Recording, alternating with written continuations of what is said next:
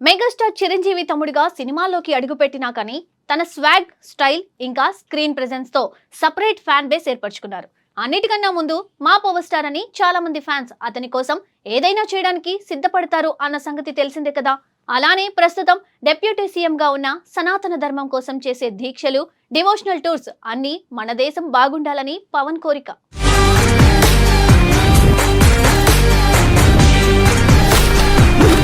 అందుకే కళ్యాణ్ బాబు సినిమాలు మాత్రమే కాదు, వ్యక్తిత్వం, జీవనశైలి, ఆలోచన విధానం కూడా ప్రజలను బలంగా ఆకర్షిస్తాయి.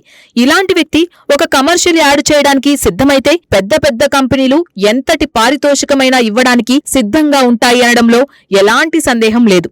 కానీ ఆశ్చర్యకరమైన విషయమేమిటంటే, తన కెరీర్ స్టార్టింగ్ లో కొంతకాలం పెప్సీ బ్రాండ్ ను ప్రమోట్ చేసిన తర్వాత పవన్ కళ్యాణ్ మళ్లీ ఎప్పుడూ కూడా ప్రకటనల జోలికి వెళ్లలేదు.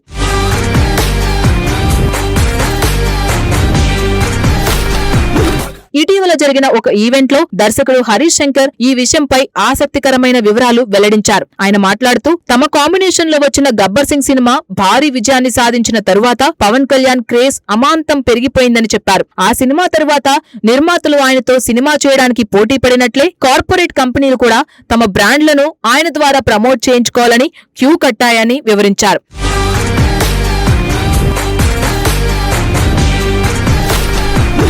హరీష్ శంకర్ చెప్పిన మాటల్లో ఎంతో నిజాయితీ కనిపించింది. ఆయన ప్రకారం కొన్ని ప్రముఖ సంస్థలు పవన్ కళ్యాణ్ కు బాలీవుడ్ సూపర్ స్టార్ అయిన షారుఖ్ ఖాన్ కు ఇచ్చే స్థాయిలోనే భారీ రెమ్యూనరేషన్ ఆఫర్ చేశాయని తెలిపారు. అయితే పవన్ మాత్రం ఆ ఆఫర్లను తిరస్కరించారని చెప్పారు. కారణం డబ్బు కాదు, తన నమ్మకాలు. కొన్ని ఉత్పత్తులు ఆరోగ్యానికి మంచివి కావని, చిన్నపిల్లలపై దుష్ప్రభావం చూపవచ్చని భావించి కోట్ల రూపాయల పారితోషికాన్ని వదులుకున్నారని హరీష్ వెల్లడించారు. తన కళ్ల ముందే పవన్ కోట్లు వదులుకుంటూ చూశానని ఆయన చెప్పిన మాటలు అక్కడ ఉన్నవారిని ఆశ్చర్యపరిచాయి.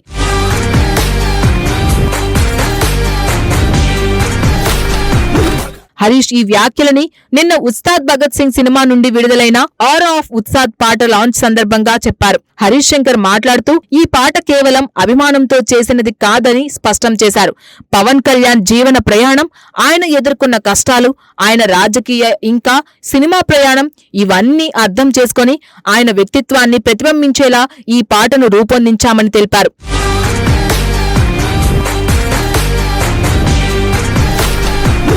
పవన్ కళ్యాణ్ విజయాలు ఒక్క రోజులో రాలేదు. ఆయన కెరీర్లో ఎన్నో ఒడిదొడుకులు ఎదుర్కొన్నారు. కొన్ని సినిమాలు ఘన విజయాలు సాధించక, కొన్ని ఆశించిన స్థాయిలో ఫలితం ఇవ్వలేదు. అయినప్పటికీ ఆయన తన మార్గం మార్చుకోలేదు. అదే నిజాయితీ, అదే స్పష్టత ఆయన జీవితాన్ని ప్రత్యేకంగా నిలబెట్టింది. ఆ ప్రయాణాన్ని కళ్లకు కట్టినట్లుగా చూపించే పాటే ఆరా ఆఫ్ ఉస్తాద్ అని హరీష్ చెప్పారు.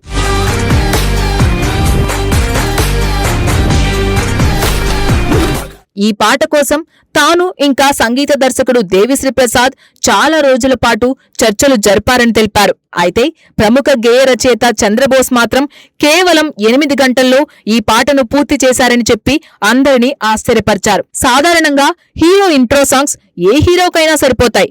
కానీ ఆరా ఆఫ్ ఉస్తాద్ లోని ప్రతి పదం పవన్ కళ్యాణ్ ను దృష్టిలో పెట్టుకుని రాసినదని, ఆ లైన్లు ఆయనకే సరిగ్గా సరిపోతాయని హరీష్ అభిప్రాయపడ్డారు.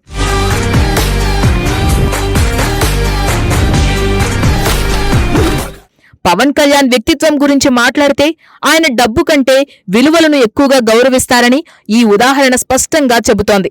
కోట్ల రూపాయల ప్రకటనలను వదులుకోవడం అంటే చిన్న విషయం కాదు. కానీ తన నమ్మకాల కోసం, ప్రజల ఆరోగ్యం కోసం, పిల్లల భవిష్యత్తు కోసం ఆయన తీసుకున్న నిర్ణయం అభిమానుల్లో మరింత గౌరవాన్ని తెచ్చింది.